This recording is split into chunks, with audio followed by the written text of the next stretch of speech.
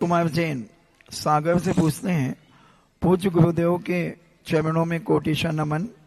महाराज जी, जो जीव प्रति क्षण छोटी छोटी बातों में रोते रहते हैं, उत्तेजित हो जाते हैं, इन जीव के कौन से कर्म का बंध होता है और कौन से कर्म का उदय होता है?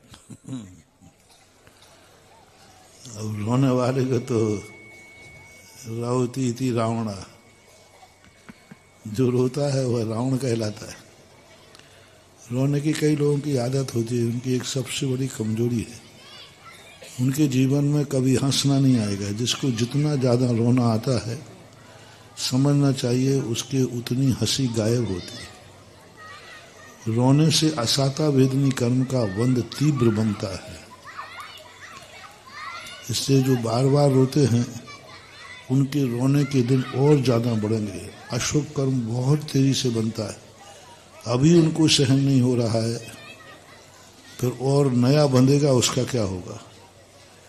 इसलिए रोने का क्रम जो है, जितना कम कर सको ना कर सको उतना ही फायदा है। तुम समझते हो कि रोने से हम हल्के हो जाएंगे, रोने से हमारे लिए कुछ सहानुभूति मिल जाएगी? नहीं, इतनी बड़ी कर्म बन जाएगा कि कोई सहानुभूति देना भी चाहे तो वो असमर्थ हो जाएगा। भाई हम कहाँ तक आपकी सहायता करें। इसलिए रोना जैन दर्शन के कर्म सिद्धांत में स्पष्ट कहा, अशाता वेदनी के बंध का कारण है। दुख शोक तापा क्रंदन परिवेदना न्यान सद्वेद्य से।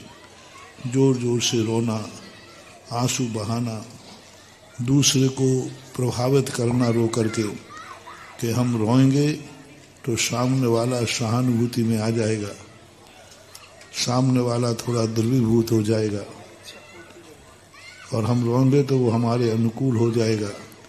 ये जो भावना है, ये बहुत अशुभ कर्मों को बंद करने में होती है।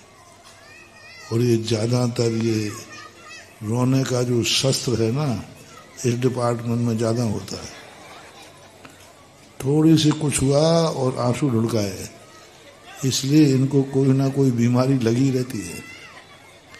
अस्वस्थ ज़्यादा होते हैं, कमज़ोर होता है, मन कमज़ोर होता है, शरीर कमज़ोर होता है। अशाता, क्योंकि रोने का इनका बहुत जल्दी, इसलिए जल्दी रोना नहीं आना चाहिए। रोना, अपने दुख के ऊपर रोना बहुत कठिन है, गलत है।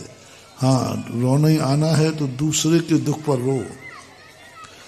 दूसरे के दुख पर रोगे तो वो दया है, अनुकंपा है, और अपने दुख पर रोगे तो वो कायरता है, अशाता वेदनी के बंध का कारण होता है। इससे नहीं रोना चाहिए।